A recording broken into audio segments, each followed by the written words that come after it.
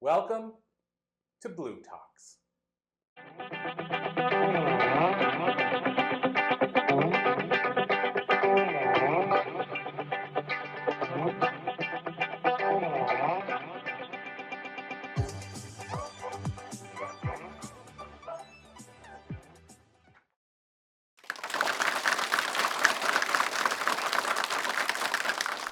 Hi, Julie. Julie Broad, right? It's Julie Broad, yep. Yes, and I hear you're Canadian, but you're in the United States now. Yep. Yeah, as soon as I say process, everybody knows. Oh, yes. And I hear it was quite the process. But I guess I just kind of want to start at the beginning. You were kind of investing in money. And so how did that kind of transform into the book world? So, yeah, I was investing in real estate and I started a newsletter. So in 2006, people kept saying, I had some crazy stories because after I bought my first couple of properties, I didn't have any more money and I went back to school. So I also couldn't qualify for financing. So I took those get rich quick courses so that you could do deals for no money down. And I did deals for no money down, which meant I was buying other people's problems. Okay. Not great to live through, but made for great stories. We ended up owning a crack house and had a property manager charged with manslaughter, unfortunately. Okay. Not our tenant, but he punched a tenant. Tenant later died in hospital. And we had tenants pulling knives on each other. So we had a lot of crazy stories.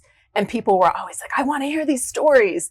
And I started a newsletter that was all about how you could avoid all the things. So you had 911 on as one of your main numbers. Unfortunately, we had many court cases and lots of things that we were involved in.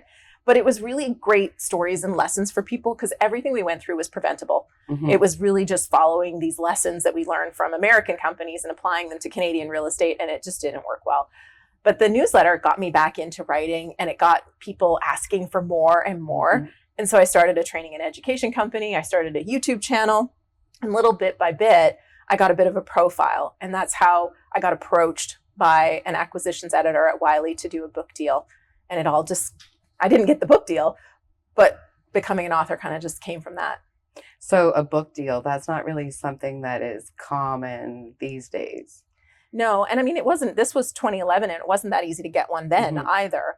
But especially since they approached you, it's usually... I thought it was a done deal. Yeah. Yeah. It turns out it was not. They didn't think I'd be able to sell enough books to give me a book deal. I proved them wrong, so that was fun. That's good. I sold a lot of books, and then they asked me for my second book, and I was like, "I'm good, thank you. I can handle it from here." But yeah, it's really hard to get a book deal, and even today, a lot of people who get book deals regret it because they didn't get a big enough advance. The publisher doesn't put enough resources behind them. And a lot of people think the publisher is going to market the book for them.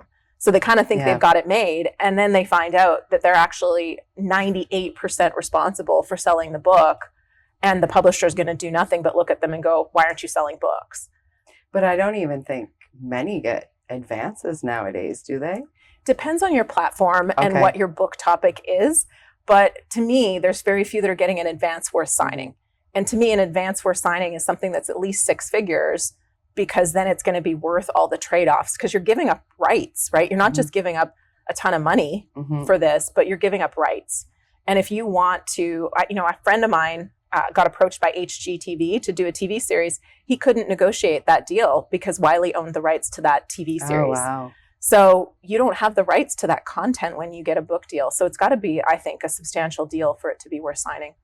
Wow. Yeah.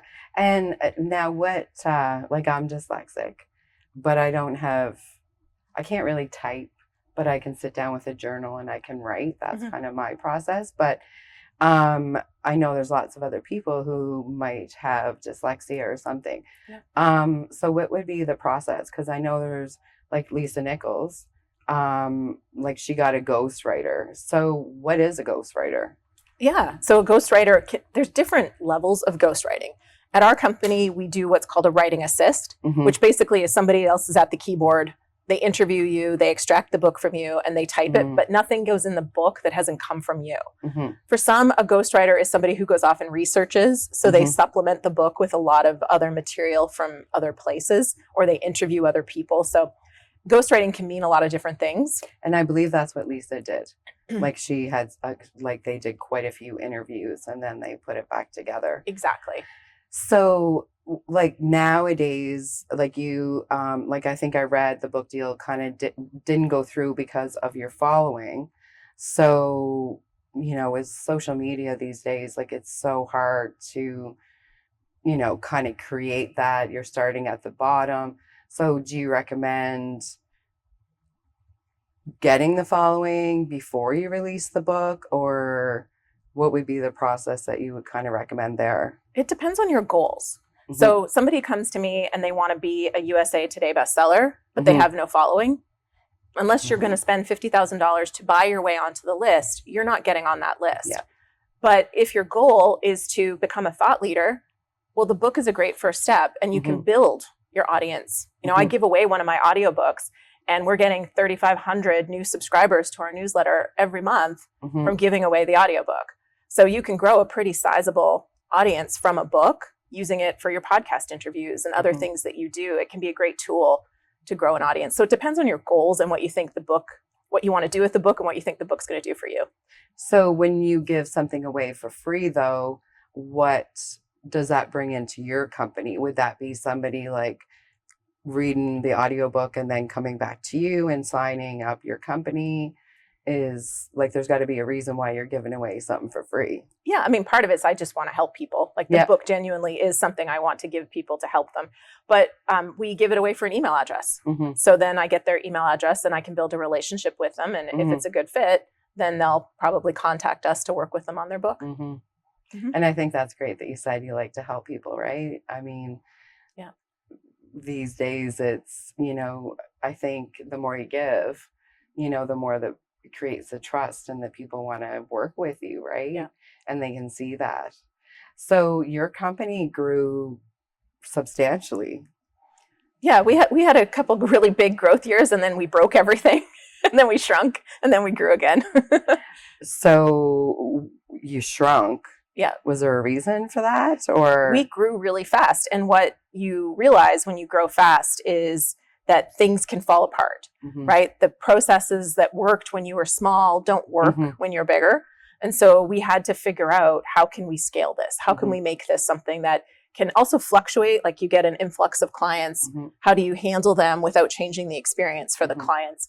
And so, you know, we doubled 3 years in a row. We doubled in our size. And then we had a year where things broke and we had to go back and fix things. So you have to create almost new systems. We had to go back and look at our original process and figure out, where are the bottlenecks and what does this look like if we put a person here or move this? And so we changed our entire process and then we built an entire system. And now we actually, just this year, we launched a portal so people can see inside. We call it the pizza tracker, because you can kind of see like, oh, my book is in the editing oven and, and it comes out and this is what I'm supposed to be working on. So it's kind of like I order Domino's. Exactly. And they tell me that they're making it and they tell me that it's baking and it's on its way. Yeah. So that's pretty cool. So, and when you talk about baby steps, that kind of creates the baby steps. Like, you know, each time you move ahead, then it gives you that accomplishment. Exactly. And people would have this feeling of, I'm writing a book, but I don't know what's happening. And now they can see, okay, they're editing my book. I should be, you know, in some cases brainstorming a title, or I should be getting my author photo taken, you know, so it creates a clarity as to what you're supposed to be doing and kind of takes away that lost feeling, because it's a long project. You know, it takes a long time to put a book out there. Well, and I think if you've never done one, it's overwhelming. Yeah. Because you just don't even know where to start. Yeah. So, writer's block. Yep. Very curious about that. Yeah. I mean, I first of all think writer's block is, I mean, it's more like your monsters, right? It's more like your imposter syndrome or your fear of failure or your fear of success. I think that's more like what writer's block is. But one of the things I don't like is a blank page. I've never liked starting from a blank page. And so for me, AI's been great, because I can go into ChatGPT and go, give me 10 ideas for a video. And then I can plot those 10 ideas. And even if I don't use any of them, I'm better because I didn't start from a blank page. You know, it's everybody's different. Some people will say, write me a script for X video. I don't necessarily need the script, or I don't need them to write me a chapter, but just having something to copy and paste and put it on the screen just helps me get started. So you watch a video? Oh, sorry. Yeah, I was thinking in my head, I use it all the time for creating videos. Oh, right? So yeah. for my YouTube channel. Yeah, okay. But pertaining to a book, Yeah. yes, you know, you could go and go, okay, this is my chapter. Give me 10 ideas I need to cover in this chapter, and put it in there. So I know some people, like even some authors I've talked to, when it comes to writer's block, and then they kind of switch the way they do it. And it's like if something pops, especially in memoir, like if a memory pops in, then, you know, they'll write that down, but they're not doing it sequential. Oh, yeah. And so do you recommend that if somebody was doing a memoir? Generally, I wouldn't recommend writing a memoir sequentially anyways, because your story is kind of boring told like when I was 7 and then when I was 12. And, you know, it's more, if you think about Hollywood, they always start with the inciting incident and then they kind of backfill from there. So generally, I wouldn't do that. What a lot of our authors do is they record voice notes. So they, you know, if the idea or the story comes to them, they'll record the voice note. And then, I mean, it can be easily transcribed and then put that in there right away. And then I would say start with the easiest stories first, most of the time. So just to kind of get yourself warmed up. And that may be the first story, or it may be the last story, or somewhere in the middle. But that's generally how we kind of help get that through. But some people who are really stuck with writer's block, it's a hard part of their story. And it can really help to have a coach or somebody to talk to, because it can be much easier to talk it out than or the interview. Or the interview process. So going through with a ghostwriter. But having somebody talk to you can really help, because often you're stuck on pieces of your story that were really important to you, but the reader actually doesn't need to know that part. But you got to get through it. So kind of like investing. Yes, a little Someone bit. owns a house and they like think it's worth all this money, and then the real estate agent comes, and then you're like, what? It's not as important. Yeah. So that can be it can be really helpful, because that part that you're stuck on, you may not even have to share it in your book, but there could be something that you're not sharing that the reader really does need to know. Yeah, like you're skipping down the road. Exactly. Yeah. And so memoir books, like, they do really well for Hollywood, you know, the drugs and the rock and roll. And, you know, so if somebody is doing a memoir, I understand that you pick the best parts, but how would you go about selling it or marketing it? Memoirs are hard to sell. Okay. They really are. And so it comes back to, because if you're not a famous name or you don't have some famous aspect of your story, then why would a reader pick your book over somebody else's? So you have to go back to, even though the book is about you, it's not for you. It's for that particular reader. And this is where going niche really benefits you. Because if you go and you find that single kind of person that will benefit from hearing your story and get a specific outcome of the outcome, now that's marketable. Yep. Because I'm talking to somebody who's going to benefit from hearing this recovery story, because now they're going to uncover this process or this experience that's going to help them with their recovery, or help them help their loved one with their recovery. And that's how you market it. You don't market it necessarily. It'll still go in the memoir category, but you're really marketing that outcome of the outcome. Which is, I think, the niche, like that. Yeah, exactly. I never thought of it like that, but yeah, that would be very important. Yeah. Because, I mean, even if it's sexual abuse or trafficking or anything, then there's always somebody who might need to hear your story. Yeah. Because I think that's a big part of it too, is not feeling alone. Yeah. And that's where going niche, a lot of people are afraid of that. But when you do that, now all of a sudden you've got very specific support groups or very specific groups or people that are interested in this, like podcasts or other outlets. And now you've got somewhere to start. Because once you start, you can spread out from there. You know, I always tell people about Facebook, right? Facebook started with one college, and then it was colleges, and then from there, but it started and got traction in one place. And that's what you have to do with a memoir. I mean, really books in general, but memoirs in particular. You find that one audience that really resonates. Well, and you brought up Facebook, so I have to ask a social media question. So it's an overload, you know, it's time consuming, and there's so many out there now. It's, where do I put the focus? Like it's a lot. Yeah. I mean, I'm not particularly active on social media myself. And so when I started this company, because my previous company had a lot of success on YouTube, I just went all in on YouTube right from the beginning.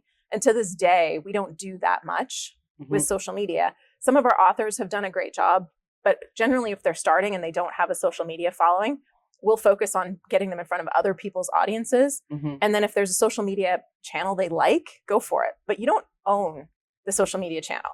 And so what can happen is, we've seen this so many times with the algorithms, where your posts used to get seen by everybody. Now, like 5% of your audience is seeing them. So I always encourage people to build an email newsletter list, because that you own, you control it. You know, Twitter might become X and then become Threads and then get shut down. Like, I mean, things change all the time. So you're better off going where you can control. So that's why we always, you know, encourage the email newsletter. Social media is secondary in my eyes. So, but how do you gather that newsletter, like the email list? Yeah. And that's where the book can be really useful. And that's kind of why I said it's the chicken, you know, before we were talking, I was like, it's the chicken or the egg. Like, if you have a following, you're going to sell books using that following. If you don't have a following, the book will help you grow the following.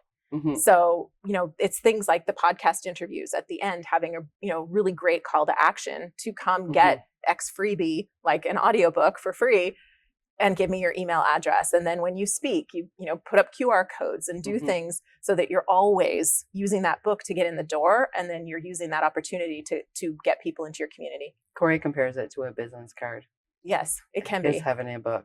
Yeah. So, so the podcast and you for the YouTube channel, and I've had some other friends who it has really benefited those two, and then they just stay away from like the Facebook and the Instagram and everything else, and just put all their focus into the podcast and the YouTube channel or a blog. Yeah. The blogs, are they? Blogs are good for SEO. They really do help with SEO. So if you have a website and you want people to find you, having a blog that has good keywords in it. But again, this is also where AI has made it a lot easier, because you used to have people do all this SEO, and now AI can actually help you. You can tell it what keyword you want an article for. I'd still rewrite the article a little bit, but you've got keywords in it so much faster. So what is SEO? What SEO? Search engine optimization. Okay. So you get a keyword that somebody's going to type in. Okay. And when they type that in, they're going to find you. Okay. And that's what a blog is good for. Okay. And now, so AI, you and your company and your authors that you work with use this. Yeah. Disadvantages, advantages. I mean, the disadvantage is if you're not using it, I think that we've already started not hiring people, right? We don't have 2 copywriters on our team that we used to have because we can do it without them. And so I told my team when we started using it, I'm like, you can learn how to use it, or you can be behind the 8 ball.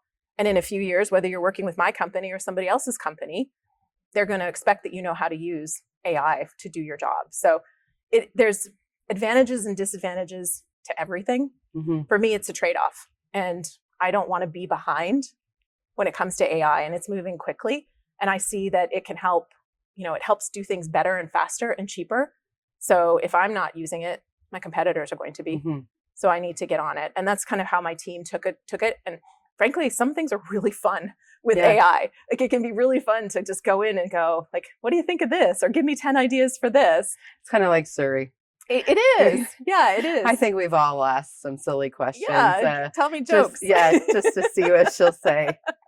Yeah. So, and it's also, I'll kind of speak my age, but the World Wide Web and computers, like, I think there was a lot of fear when that all came out, right? And it's kind of comparable to what is happening with AI. I think it's when people don't understand, it fills them with fear. Yeah, I mean, it is scary because there's change, right? And if you kind of think back, you know, like the railroad coming created a bunch of change. And this is not unlike that. It's not unlike when we all got on the web. Things changed, and there was always people that were resisting it. But then there's the people who look at it and go, okay, there's an opportunity here. And it's not going to go away. You know, it's just coming on faster and stronger. And it's already been here for a while. It's just that in the last year, the tools and the ways to use it have become more accessible to, you know, us everyday humans. So is it easy to use? Because I know I've avoided it because I don't know, I think it'd be hard to figure it all out. Some of the tools have been tricky, but they're getting easier every day. And they like, basically if you can talk to somebody, you can use AI. And, ChatGPT now has features where you literally just press a button and talk to it and it will talk back. And, you've got features there. So it's changed a lot even in the last 3 months. Like, Okay. So. And so would you recommend somebody like on your YouTube channel, do you go through any of the processes to kind of help somebody figure it out? Yep. Great. Yep. I've even taught people how to clone their voice. Okay. Yep. Yeah. So that's great. I mean, and I think that's it, right? It's a way to move forward and everything else. I mean, I'll show my age again, but we used to have a rotary phone with a long cord, and Right? I'd have to go in the other room to have a private conversation, and now I have a phone with a camera and, you can do everything on it.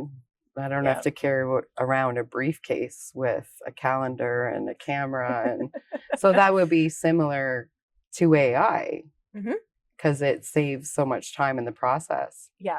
And it can do a lot of things. It can process a lot of data all at once. So it's a powerful tool. It can create videos. It can create, images. You can type in now, I want to give me a picture of a woman holding a red book, sitting at a desk, looking contemplative, and it will give you something. And then you go, oh, no, I want her to have black hair.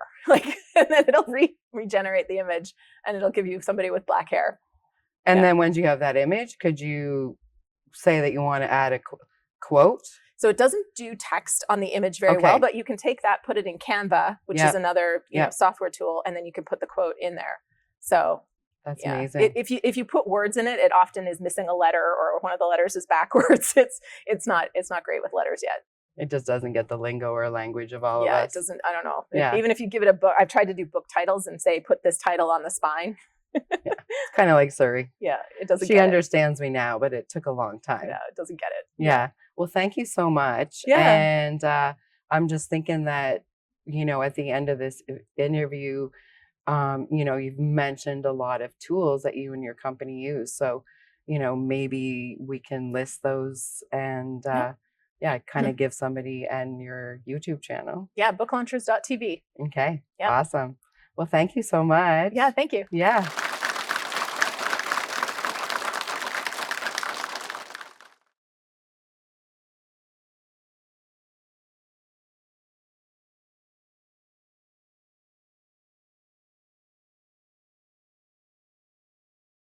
Welcome to bLU Talks.